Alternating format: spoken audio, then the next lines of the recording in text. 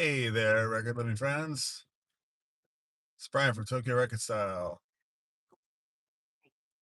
Greetings from a Monday morning here in Tokyo. I'm on my daily commute home to, after having dropped my kids off at school. I have a Patreon and a members only live stream, and I stream basically every day, or about 5 or 6 days a week. And I just kind of fill some dead air space for fun as a way to sort of talk to myself, and I suppose do a little bit of online journaling in a way, some video journaling. And never quite come with a plan, although the 30 minutes before I fire it up, I kind of, where might I explore today in my mind? And sometimes the people tuning in give me prompts, and because I'm driving, I don't have a lot of chance to engage with the comments, but I do a bit because I can come to a few stopping points, not just at like stoplights. But what this morning is my wife and I both work, and her day starts a little earlier than mine and ends a little earlier than mine, and mine starts a little bit later in the morning and ends a little bit later in the evening. And when she gets home, she has a house full of people, and so, and I have this like nice little time in the morning if I play my cards right, where I have the house to myself, and she doesn't get so many of those moments. So if I just kill an hour, or not even an hour, but if I kill 45 minutes, she just has 45 minutes to the house, 45 minutes to herself in the house, which I want to give her, just while she gets ready and brushes her teeth and, maybe watches the news, something like this. Hey, Ninja Cat. I saw Gary in there too. What's up, guys? Nice to see you. So it's a little exploration of myself, this daily thing. Sometimes it's really, really miss, but sometimes it's just chilling out. Hey, Jade Star in the house. What's up, Jade? Jade, you had a great rant this morning. I was really enjoying listening to what Jade Star was saying. If you guys aren't following Jade Star, go follow Jade Star. Jade has a wonderful channel and doing a lot, like a lot of, doesn't quite in my mind's eye, doesn't quite fit the sort of sweetie pie ness that she is. But it's like, because she's kind of an industrial metal, she's hardcore, but she's kind of all whipped cream in the middle, all super soft and smushy and sweet. And that works really, really, really hard on her stream. I have a lot of respect. So I tune in when I can. I'm not on the schedule. I need to probably get the schedule in the calendar, but she does some shows where she's talking about music production and uh, challenging an audience, a very attentive audience, very engaged audience um, to make music and learn new tools to make music, and to sort of lower the barrier of entry for making music, and how to make music on your phone and your iPad. And sometimes I'm not sure, but I think she occasionally has this ranch show, which I watched this morning, and she was talking about creativity and just about like, damn it, be more creative. Don't let the world tell you that you can't be creative.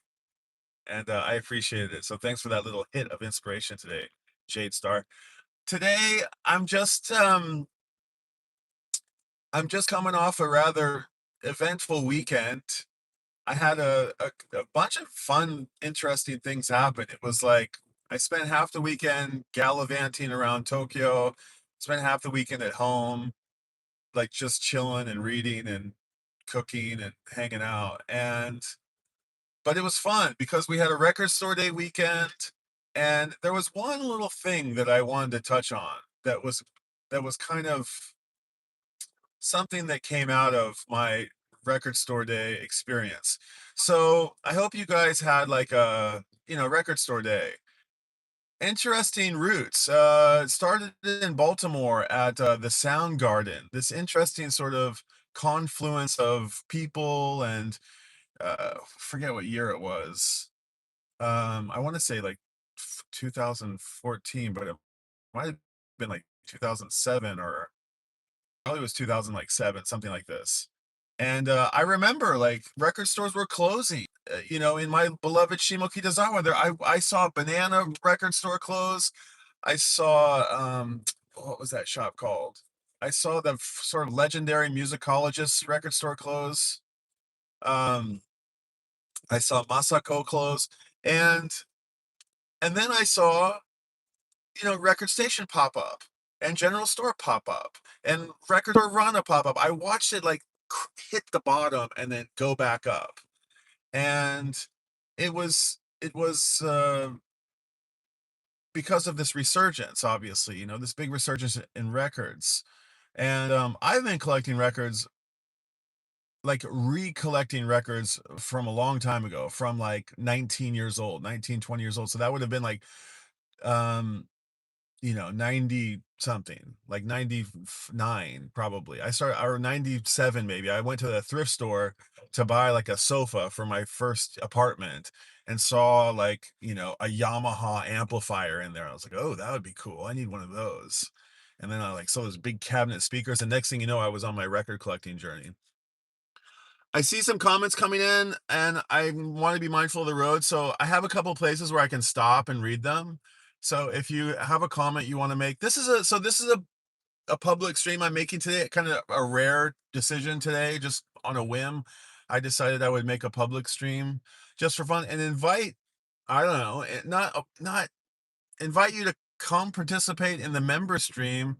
And the distinction between the member stream and the public stream is that the member stream, I'm working really hard to try to facilitate conversation in that stream. And there's a lot of, like, not a lot, but there's quite a bit of effort on my part, and I want to return on the value that people are putting towards the channel. And some people are putting $2 towards the channel, and some people are putting more. And some people just don't really care if there's a return on their, and return on their $5 or whatever. And but I hope they do care, because I'm obliged, obviously. And I'm like, I feel obliged, and I'm feel gratitude, and I want to provide value, and I want to make something cool, and I kind of want to just challenge myself to do it. And so I'm working hard to facilitate an engagement over there, and it's going pretty well, even though I'm kind of the I'm this week I failed. And I want to encourage anybody who's out there. We do this every day. I do this every single day, or at least like 5 or 6 days, 6 days a week, five if I can't handle a day sometimes. But I do it Monday through Saturday, and then Sunday I usually try to make a vid, get a video in the can. But I just ramble here, and I'm not, I know I'm not everybody's cup of tea, but I know that we have some really wonderful conversations about music. And because of the nature of the driving stream, you can't, it's not really that. Oh, whoops, I just missed my turn. uh Hold on a second. Oh, interesting. I've never seen this Lawson before. um yeah, proof and point. I just missed my turn because I'm sitting here talking. um so anyway, yeah, what the members only live stream is pretty fun. I dig it. And the reason that I did it this way is because I've got all these, I've got some detractors who just like, I can't be bothered by them. They're just like, it's kind of fun to make like a little space where it's like off limits to them, because they're just so uh pathetic, really. So and also the sort of safety, if you will, of the sort of like, intimacy of the members thing just helps facilitate easier conversation and more kind of good vibes. And there's no snarkiness at all. In fact, I kind of pride myself on that. It's a very unsnark zone. It's um a very uplifting and encouraging and uh, good vibes and good attitude, and it's a good vibes. So I want to, and there's like daily discussions, and one of the things that we do, I mean, there's a lot of discussion, there's a lot of engagement, there's activity all day throughout the day. There's about 20 people on there, and it's some familiar faces that you might know from YouTube land, and some beyond, and but it's very cool. And the people who are hanging are the cool kids who have the really good, cool taste in music, and who are just schooling me day in and day out about all kinds of very interesting music, and not just like super obscure music, but like stuff that deserves my attention. And I really leveled up my music loving for as a result of this really cool Discord. So um let me just go back here to the beginning a little bit. Okay, got some nice greetings. Everybody saying hello to everybody else. Looks like Jade, you got a new sub or two. That's pretty cool. Nice. Thank you guys for subbing each other up. DJ Trish in the house. I'm good, Trish. Thanks for asking. How are you? Are you good? I hope so. I'm one of us in the house. Nice to see you. Love the Record Store Day video. Thank you for that, Gary. Okay, so before I forget, I want to read these comments, and then I want to talk about the Record Store Day video. Lehman001, what's up, man? Nice to see you. Off limits, Brian. Off limits, Brian. Okay. Don't worry about the detractors. Focus on the good people in your life. Cheers, DJ Trish. You're one of the coolest people on YouTube. Thank you, Trish. Okay. So Record Store Day was a very big event. I made a video about it. I kind of got into it this year. I don't normally get into it because I'm not really, there's has only been one other year for me that there's been something that was on the list that I was like really hell-bent on getting. And but every year I see stuff that looks cool, but it's just um I don't really need. I have a pretty I I have a nice allocated budget for records every month, but I have to be careful, and I have other obligations, and so I can't go. And everything in Japan costs twice as much as you guys pay. It really does. I mean, that the record that I got was like 100 J bucks, we call them. It's like essentially like 100. It was like they were expensive, very, very expensive. In fact, it's like my entire month's worth of budget, probably getting two of those records. One wasn't quite 100 J bucks, but one of them was over. So it's even more than I like to spend. I like to go to the record store and buy like, a $5 7-inch. I'm still like stuck on that old early days where it's like the dollar bin records. I like dollar bin. I mean, I like a cheap find, and I'm not exactly chasing fidelity. Anyway, I'm going off there, but because I grew up on like, oh, Led Zeppelin, Pink Floyd, the Beatles, all for $1.50. Like I got all my old school records that way, and when it's kind of not fun when you're like, oh, $50. I want this, but like if I listen to it 3 times, that's like it's like $20 a listen.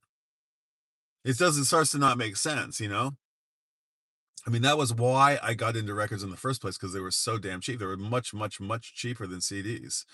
So, yeah, it's kind of been a thing, right? So anyway, so my record store video. I There was 2 records on this list that I was really talking about, and you guys have heard me blabbing on about them a little bit on my streams and other people's streams. But I was really keen to get this Ween record. I'm kind of a Ween guy, and Ween broke up tragically. They had kind of one of these brotherly breakups where they just like they had been playing music together since they were so young that they grew away from each other, right? The 2 guys, Dean and Gene Ween. And Gene, aka Aaron Freeman, uh like broke up, was like wanting to get clean and sober and off the road life. And he made this kind of confessional record in 2014 called Freeman. And it's like free, his name is Aaron Freeman, but free man, he was like free from weed. It was sort of like a almost like a all things must pass kind of record. It was finally I can make the music that I want. There's a George Harrison lyric from Living in a Material World where he says, "My life belongs to me and all who see it." I think he says, or my life belongs to. I always forget. My life belongs to all who see it. And to me, I hear that lyric, whichever way it goes, as like, finally, I don't have to live under the shadow of Lennon McCartney, and I can do whatever the fuck I want to do. And so I think Gene Jeaner had that kind of revelation when they split up, and he made this very amazingly good confessional record. In fact, I saw somebody write about it. It's the sleeper record of Record Store Day 2026. And when I read that lyric, I was like, I totally agree. It's a great record. If you haven't heard it, go listen to it. I mean, it's it's great. It's like it's really, really, really good, and it's not weenie at all. It is a little bit, but it's like Bowie-ish. It's very good, very, very good. It's like acoustic guitar, rock and beautiful harmonies and texture and lots of layers and very, very groovy. So I was very, very keen to get that record more than even this other coincidental Ween release for Record Store Day, which was this Live in Europe 1990, which is real lo-fi brown sound, they call it. So anyway, I wanted to get those records.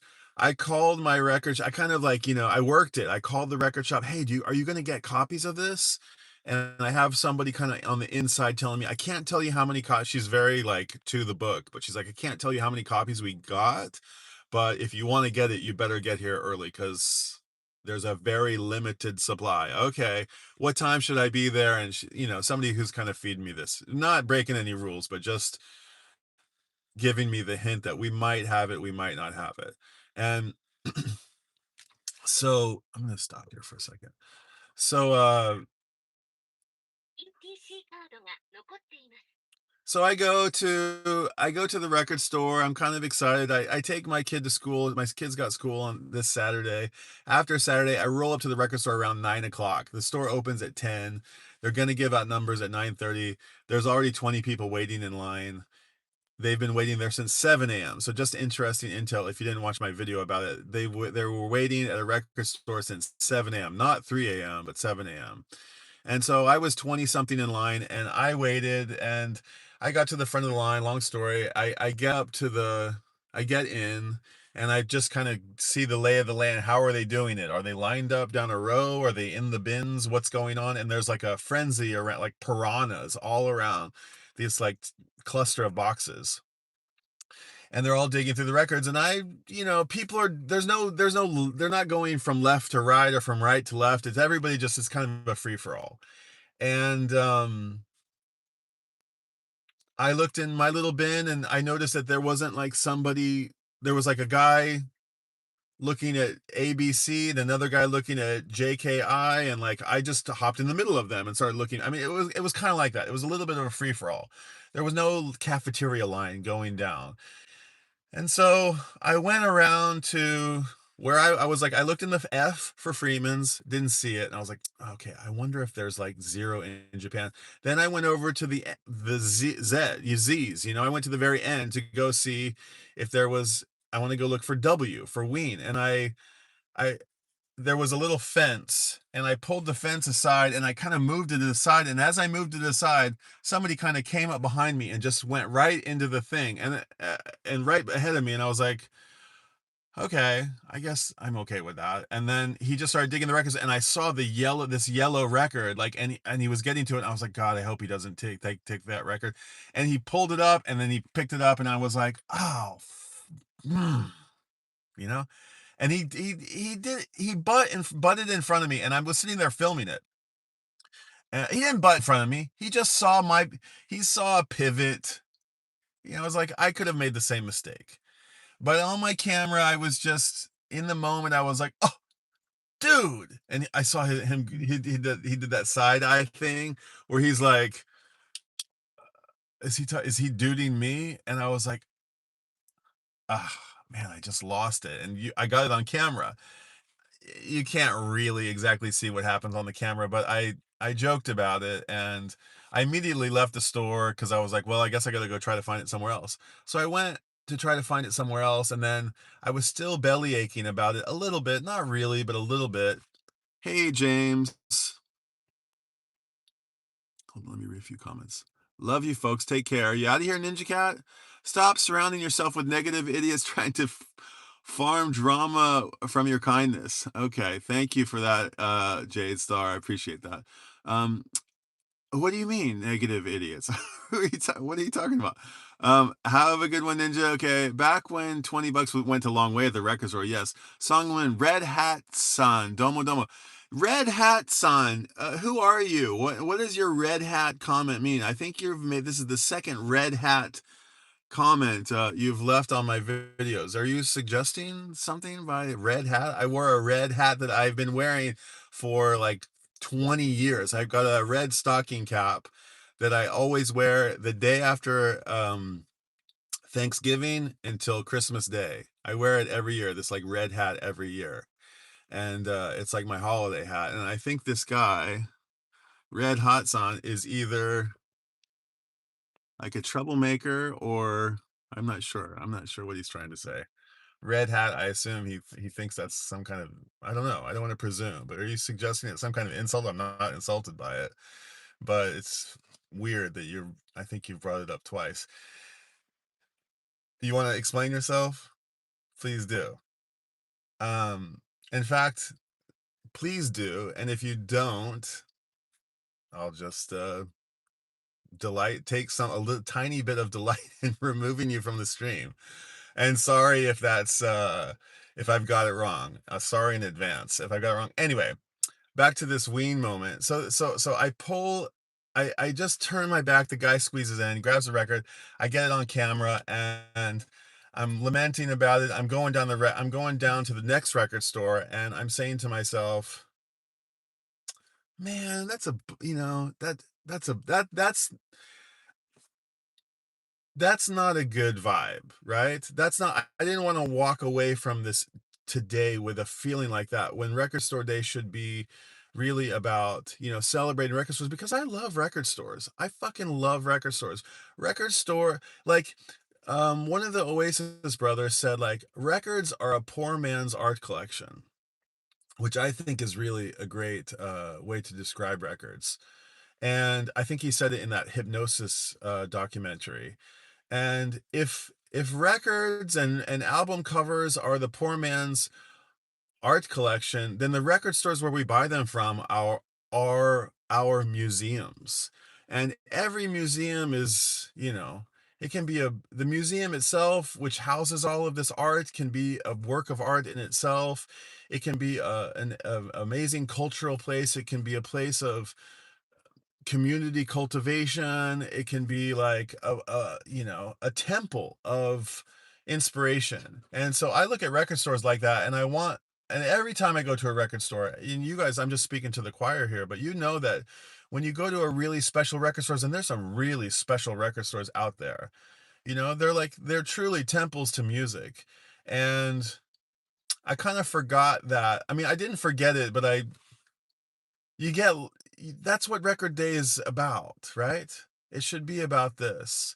And it is about that. And I let it become about something else. I let it become about, oh, I didn't get my record, and oh, that guy butted in line. And then suddenly I had this like bad, slightly bad juju from it. And that's the same sort of bad juju that people get when they're like, oh, I didn't get my record, or oh, it's gone before me. Oh, it's like everybody flipped it, or oh, it's too expensive and it's this elitist thing. And like, so I don't want to contribute to that. And I just got wrapped up in it a little bit. And I know from something that I do, an event that I host, a photography community event where I give away photography swag. I see people get kind of territorial and, um, you know, it's sort of like throwing, breadcrumbs out into a pond with a bunch of fish, and you see all the fish, and it's just like, ugh, it's kind of a little bit grotesque. And I was like one of those grotesque beings for a moment. And I thought about something this morning because on my video, a handful of people commented, I'm happy you got the record in the end, because I did get the record in the end. And that guy was not cool, and you're just good, too bad. And they were just commiserating with me, and commiserating. I always get these words wrong lately. Commensurate, I wanted to say the other day. Anyway, they were empathizing with me. Okay, goodbye. Hide from this channel. Goodbye. Um, and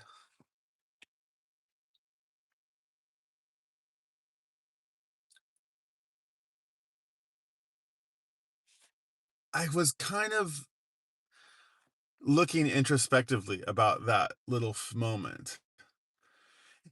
And I had said, like, he didn't quite look like a ween guy. He looked like he could have been a flipper. But really looking back, I regret that I said that, because ween they're not glamorous rock stars. They're like real real ordinary dudes. And the guy who got this record looked like a pretty ordinary guy, right? And who am I to say that he didn't love this band? I mean, he did pick it up, and the whole, like, I don't know if he seemed particularly excited, but I was wrong to judge him that way. And I just thought about this missed opportunity. And if I, instead of saying, "Oh, you got the record I wanted," and "Oh, you butted in line," if I had thought, "Oh shit, you like Ween too? I was gonna get that record. You like that band too?" I could have made a friend. I could have made a friend. Like a good friend. Because the thing about this band Ween, the funny thing about it is, like, people kind of, I don't know what it is about the sound of the band, but they have the thing that I love about Bowie is that there's tons of acoustic guitar on Bowie records. I love the acoustic guitar juxtaposed on all the electric guitar. But without the acoustic guitar, it doesn't have like a folk. And when I say folk, I mean like of the people kind of sound. And Ween has that. They've got this like amazing wah-wahs and phasers and echo things, and there's a whole lot of lusciousness on their albums, but there's a lot of simplicity and acoustic instruments, and it just brings a layer of, I don't know, approachability or accessibility to their songs. Even though they're really out there, they have a folk thing. They have like a, campfire thing inside their songs, and they tickle my fancy. They do something for me that apparently they don't do for anybody, for a lot of other people. But the people who they do that for, they have a fanatic appreciation for them. So the funny thing is that I can't seem to find all that many people who share my love for this band. They're out there. You've met them. You've heard about people going off about Ween, right? But they're not in my circle of friends, right? And I could have expanded my circle. Grasshopper and Jose Moreno Ron are two people who I found in the YouTube universe who are like diehard Ween fans. I saw Kimbo as another guy in the YouTube land who bought that Freeman record. I was so happy that to see that he got that record. I was like, oh, great. There's another, like, another thing I can bond with over, musical thing that I can bond with him about.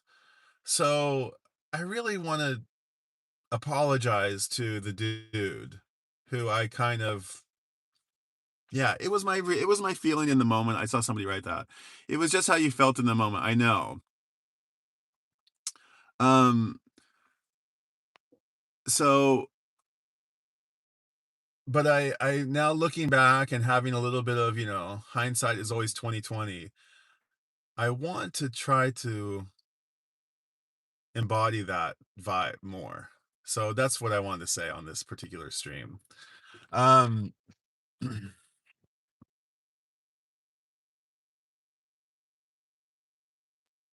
yeah. So okay, so I said that was my little, I wanted to like little molehill only arguing against myself, but a little molehill I wanted to get on top of today.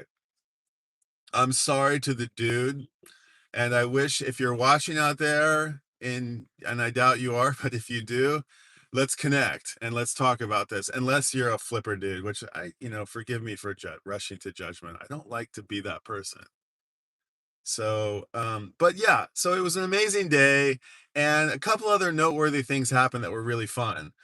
Um, that day took me all over Tokyo, kind of on a quest, which I think is why people like that video, is because it was an adventure. I got on the motorcycle, I started and stopped the camera a bunch of times, and people said like, "Oh, it was fun." It was like, "Were you gonna get the? Were you gonna get it, or were you not gonna get it?" So eventually I did get it, and eventually I got the two records that I wanted, and I was very, very stoked. But I did feel a little bit like, I'm like caught up in this consumerism thing that just, I've honestly never really, I haven't really felt that in my record collecting journey all that much. Sure, a couple of times, but I don't, it's not something that I've had like a ato haji ga warui, an aftertaste, a bad aftertaste about it a little bit. So, luckily, and the reason that I have a little bit of this perspective, you did do that when the guy, right, exactly. I was just going to mention this. Gary says here, you did do that when the guy, the other album you wanted, you even took his photograph for Tokyo Records. Yes, this did have the most ironic thing about this whole thing was that this happened just 3 or 4 months ago, maybe half a year ago now. There was another situation exactly like this situation, same band, same record store, same friend, same everything. And he fucking got the record before I did. I saw it in the bins, and I was number two and he was number one in line. And I was like, I'm definitely getting it. And I like walked over and poof. And luckily, yeah, I did have the wherewithal but I didn't have it this time. I, and I'm having it now, but I'm 12 hours late to have it, which I just are 24 hours late. And yeah, I want to check myself. So, but yeah, thanks for mentioning that, Gary. I did have that feeling.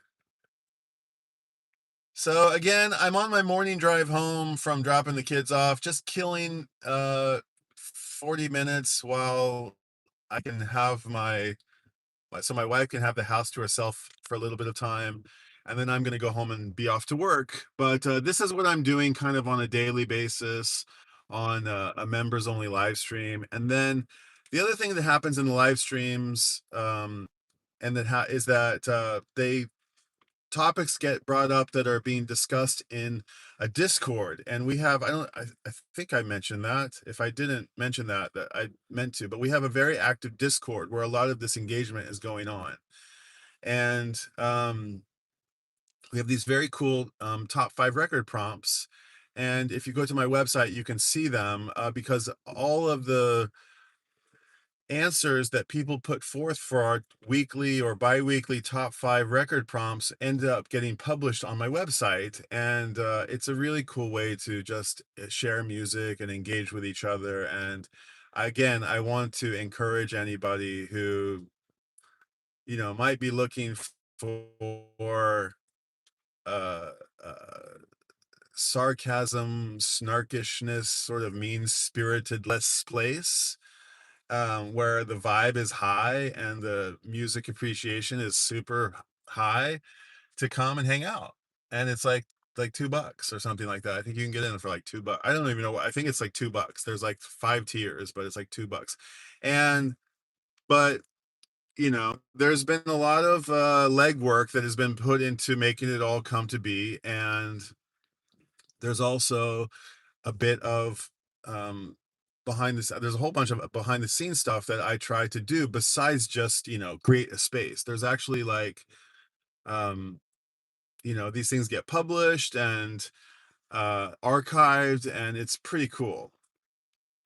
I think it's pretty cool. You might not think it's cool, but I think the people who are hanging out there, I think it's cool. And we all, I think, feel lucky that we're kind of like building something together. And I dig it. And I've gotten so many, and we have a one channel that's like called New Acquisitions, and people, talk about their recent scores. We have another one for like a gear channel where everybody talks about gear. We have another channel that's just like general conversation. And in our new acquisitions, like anytime anybody gets a new acquisition, they post it in this channel, and we talk about it. And sometimes, often, people will buy things that other people recommended to them, or they'll discover things all the time that they were, and they'll show up in the new acquisitions, and they'll be like, yo, I bought that record that you recommended. And you're like, wow, thank you. I mean, thank you for taking my recommendation. And wow, so it's very um very, oh, here's a great scene for you. There's the Kasher line, and what are these? Are these azaleas?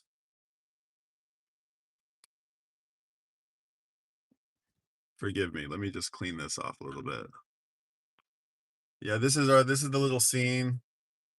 Train going by, kind of suburbia, not quite suburbia. It's Tokyo proper, but just kind of here on the edge of the city. Um,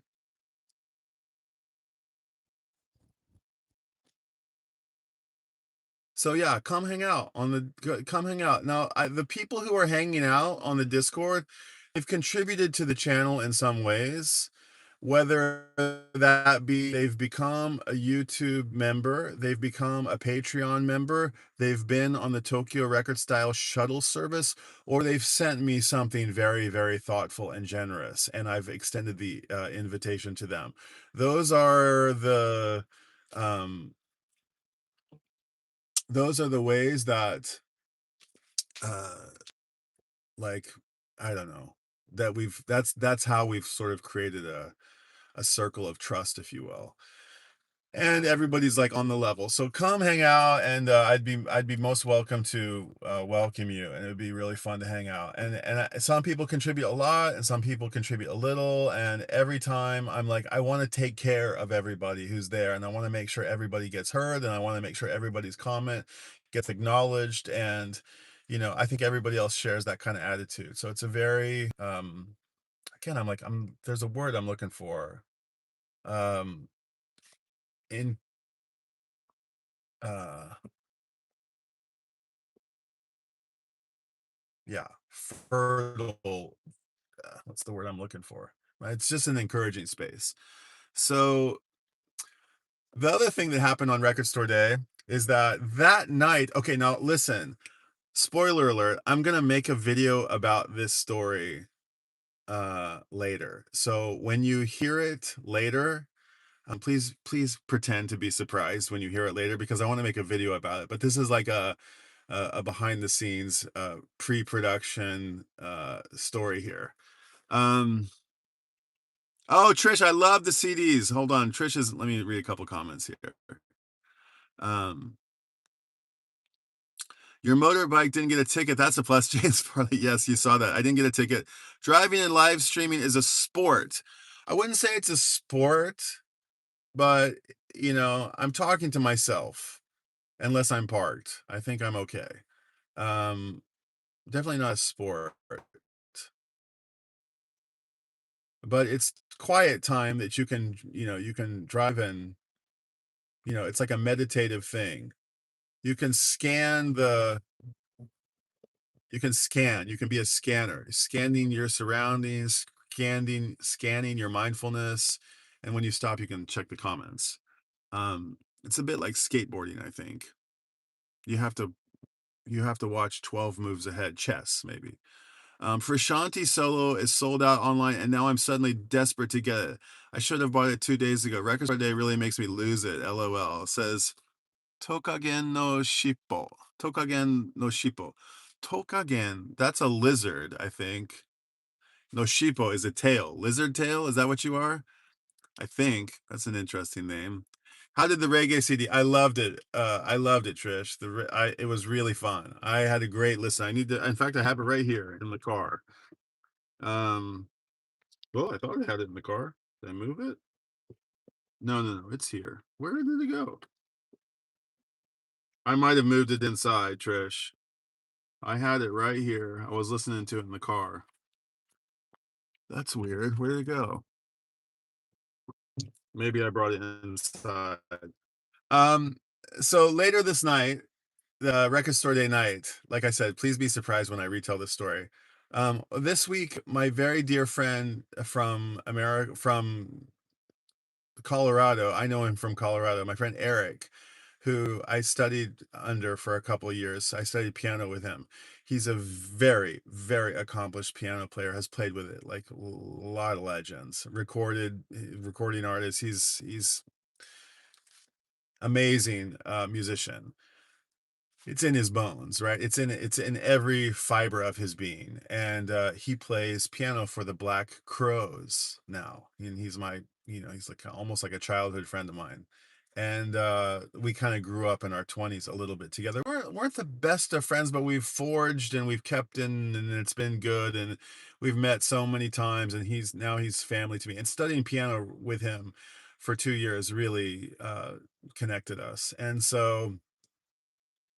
he, back in the day, I used to have a Fender Rhodes piano, and it needed some TLC, and he knew the guy in Denver who worked with Harold Rhodes and who basically started the company with him. And when Rhodes closed his own factory, this guy Bob Rosen, who Erik introduced me to, got the entire garage full of parts that can fix any Fender Rhodes. So if you have a Fender Rhodes out there and you're near Denver and Bob Rosen is still with us, then look him up, because he's the guy who can fix your Fender Rhodes. And Erik used to come over and tune my pianos, and he's just so cool. And he's playing with the Black Crows, and he's got his own show lined up. I saw the Crows last week hanging out backstage. Very, very, very cool. And there was one very, very special moment. Uh, Chris Robinson, who is just such a dynamo. This guy is, I think, he needs more recognition. He is such a national treasure, truly. I've heard people say I don't know, has he been I don't know, but he's fucking cool. Super, super cool. And Rich, the guitar player, right? Rich Robinson. I mean, tons of hits, tons of radio hits. You guys know the Black Crowes. I don't know, they were huge, enormous, but I don't know if they were as huge as they should have been. They should have been even huger, I think. Or they should be. They're still very much, I think they're having a moment. And I see him all over my feeds and stuff, and he's a fucking riot. So anyway, at the Crows show, Chris says, "All right, this is the moment where I'm going to step off stage, and Richie's going to sing you a song here. He loves to be called Richie. Everybody call him Richie." And they go off stage and they played "Oh Sweet Nothing" off the Velvet Underground's Loaded. Say a word for Jimmy Brown, you ain't got nothing at all. And I about fucking died. I was so to the moon excited. so excited that people around me were like, "What's wrong with this guy? He seems to really love this song." I maybe my favorite song of all time. I mean, certainly my favorite album of all time, but maybe my favorite song. It ties the bow on a perfect album, an absolutely perfect album. And I just couldn't believe it. I was just like beside myself that they played this, and he sang it so nice, and it was so good. It was a show highlight, but there were so many show highlights. There were so many moments, and just man, Black Crowes. So my friend Eric, who's playing with the Black Crowes, he sets up a little. He's a jazz pianist, and he sets up a jazz show at a little club in Tokyo. As like after the Crows do their shows, he's got something kind of a side thing going, and he goes and plays this little room, and a very well established jazz club. It's been there for like 80 years. One of the oldest jazz club, not 80, but I think it's like 60 years. It's been there for a long time. Alfie's. And I'm meeting a couple of friends there who I've introduced Eric to over the years. I sit down, and lo and behold, who comes and sits right fucking next to me? Chris Robinson and his entourage, right next to me. And he looks at me and he's like, "Yo," and I'm like, "Hey," and he's like, "Do I know you? Do I know you?" And I was like, "I don't think so." And he's like, "Have I met you before? Have we met?" And I was like, "No, my name's Brian, but it's nice to meet you." And next thing I know, I'm hanging out and talking to Chris Robinson. It was incredible. Super, super incredible. I'm talking to him all night, and he's so cool, and he's so fucking just oozing with coolness, and he's so nice, and he's just so down to earth, and he's funny. And I had to tell him, like, dude, you have to understand, like, even though Oklahoma was like a million miles away from Georgia, when I saw like people wearing like bell bottoms and like chains and cowboy hats and paisley, like gutter gutter cowboy hippies, gutter punk cowboy hippies from a shitty little place, that spoke to me. That was when I watched MTV, that was who represented me. And you guys were like heroes to me, and you are heroes to me. And he was like, dude, well, Leon Russell and JJ Cale. And I was just like, oh my God, I can't believe I'm fucking talking to Chris Robinson. I can't believe I got to tell that. I can't believe he's telling me the story about JJ, or he's telling me the story about Leon, and I'm telling him, and he's just so cool. And they play an amazing show, lots of cool jazz standards. This trumpet player, Tokusan, just played so amazingly. French trumpet or something, French like bugle trumpet or something. Super, super cool sound. Guy plays just like Miles Davis. Just like Miles Davis. Sounds exactly like Miles Davis. It was so badass. Eric is just, and it was like, this guy Tokusan, I didn't know who he was, but he's apparently like a bit of a legend in the jazz underworld. Been playing all around the world for a long time. Japanese, just jazz treasure, and he kind of was doing my homie Eric a solid by having a show for Eric. And it was just, I couldn't believe that like Chris came to the show, and Eric told me later he doesn't do that. It's like it was very, very special. And after they played an hour, maybe 90 minutes, I saw Eric look over at Chris, and Chris was like, it's like, and the next thing you know, fucking Chris Robinson gets up on stage and does a amazing rendition of Big Boss Man. To like an audience of like 40, at most 40 people. It was so supremely cool. One of the most amazing musical memories of my life. It was so cool. Everybody was just like, I cannot believe this is happening. It was so cool. It was so cool. And then we go out and have food and laugh, and it's fucking awesome. It's super great night, and just like so fun. Great friends, great conversation, fun laughing and just tearing it up and having a great time right in the heart of Tokyo. Got photos and it was super fun. And there's a funny story that I will leave. I won't divulge the entire story, but I brought some records to the Black Crow show for Chris to sign and for the Robinson brothers to sign. And there's going to be a funny, there's more to the story. So I'll leave it at that and just say there's more to see or more to hear. And but one last thing that happened to me on the way home, which was very, very weird. I got on the bike and I cruised home and I was near Yoyogi Park and Meiji Jingu, this big giant green patch of forest, bamboo forest, and right in the middle of the city. And as I was zipping across kind of the central Tokyo, right as I was driving through this twisty turny street that's like kind of right in the heart of the city at like 2 in the morning, an animal came dashing out of, not even dashing, like sort of creeping out of the bush. And I started slowing down. It looked like a big cat or a dog, or I didn't even tell what it was. And it comes out and it's like it's coming right at me. And if I don't slow down and stop, I'm gonna run over this animal. And I finally come to a halt and I put on my brakes. This animal is right under my tire, right, not under my tire, but right in front of my bike, right in front of it. And it's a civet. It's a weasel.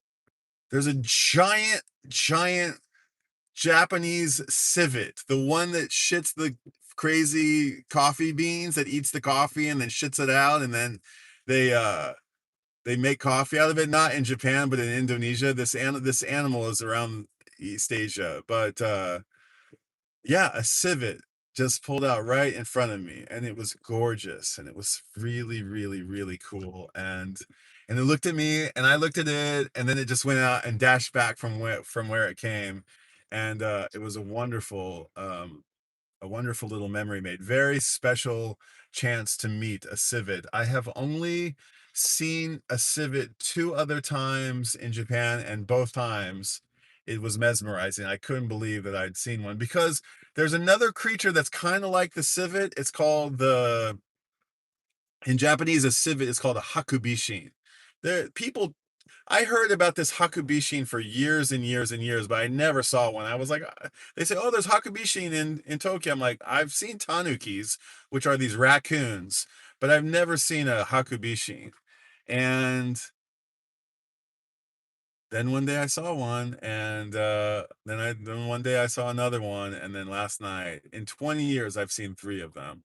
So very, very, very cool. It sounds silly to get so excited about something like that. Um, but glad to hear the rest of the story. Yeah. So then I went home, and it was super groovy. And I got up the next morning, never found my Freeman record. Just figured that none got sent to Tokyo, and chalked it up as a loss. That was one of the few, like, not few. I bought quite a few records on streaming. I like paid, 13 bucks or 10 bucks or whatever it was to buy a digital only copy of a record for a year or 2 or 3 back in, I don't know, like, yeah, 15, 20 years ago. It was a thing yeah, it was a thing that I did. I was like, I'll buy it on digital. I want to hear it every day. This was before it wasn't even streaming. There wasn't even streaming yet. It was just a time when you could buy digital media and you didn't actually get the record, and it was okay. Um, and I never was like so super precious about which format I got. Sometimes I buy things on CDs, sometimes I buy them on records, I don't buy cassettes these days. Cassettes are expensive. They're like 20 bucks. They're like expensive. I wouldn't pay 30 or 40 bucks for a cassette. If I'm going to spend that much, I'm going to buy a record or even a CD before a cassette. But the cassettes are cool too. But at any rate, I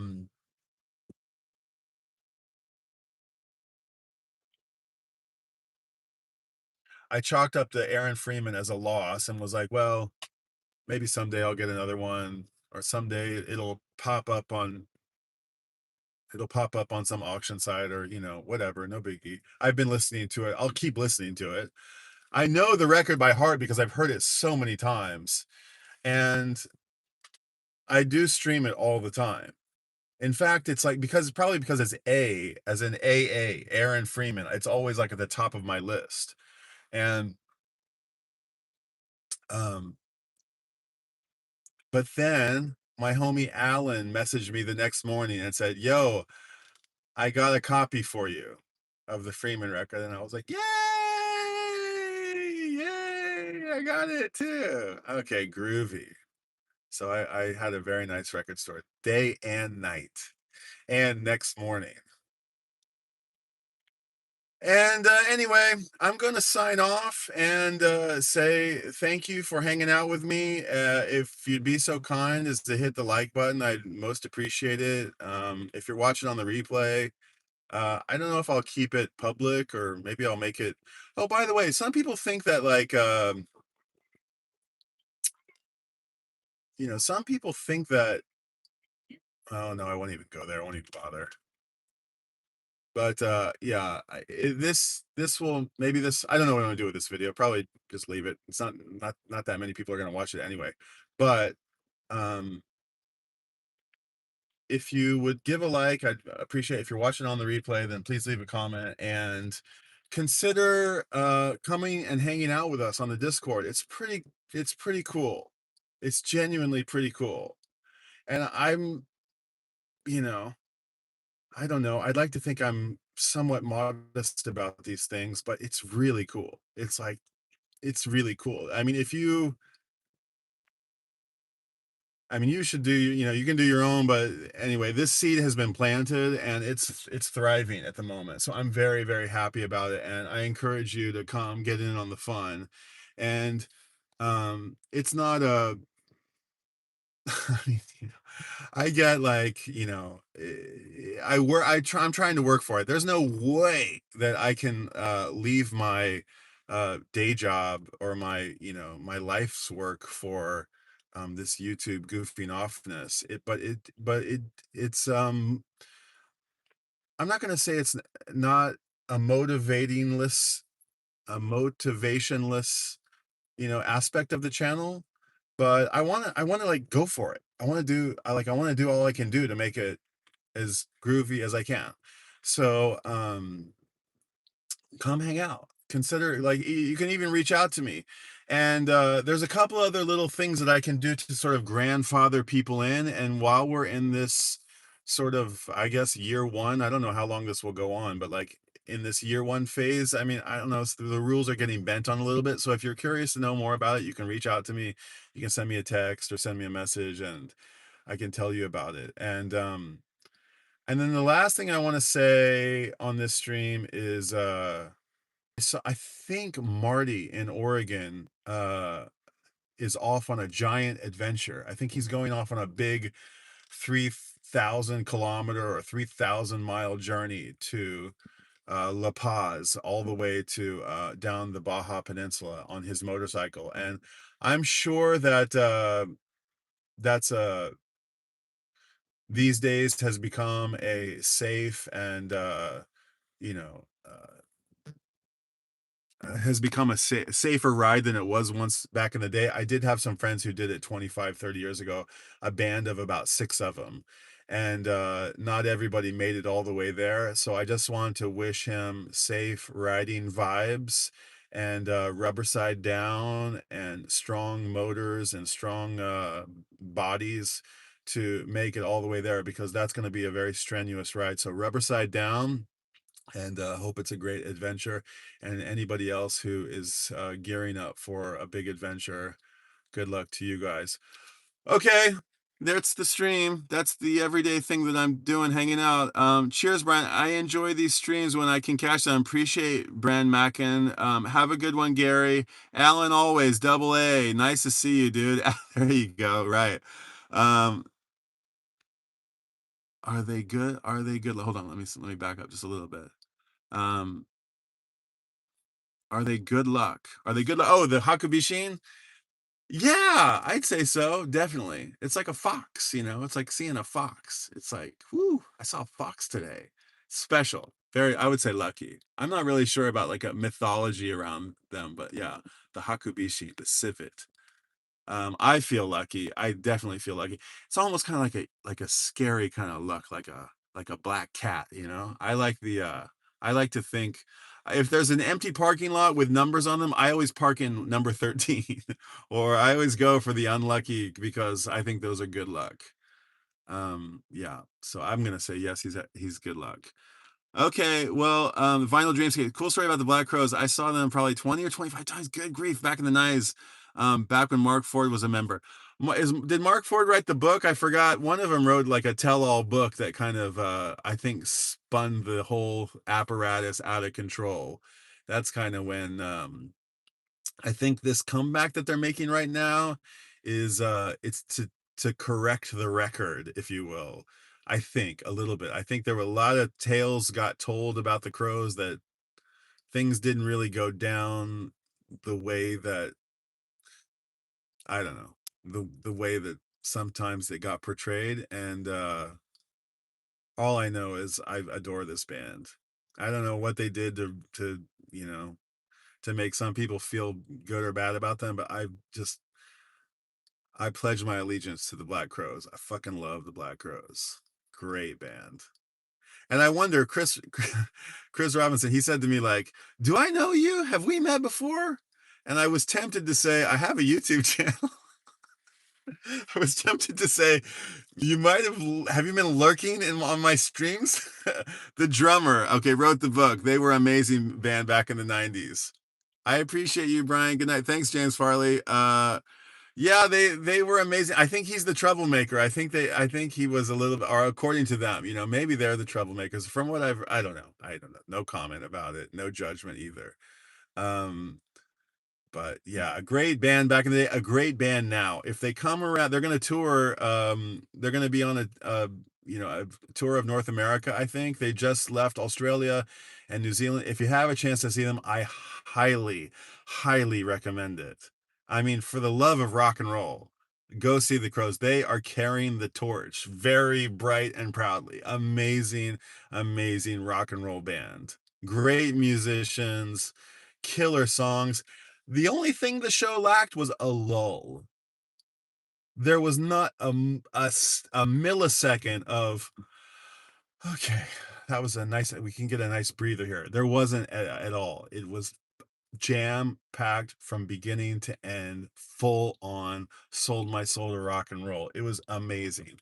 Super awesome. Okay. Thanks again. Have a great week.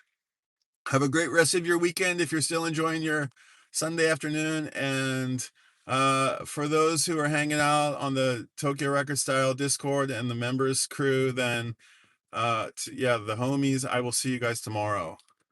Okay. Cheers, guys. Peace out.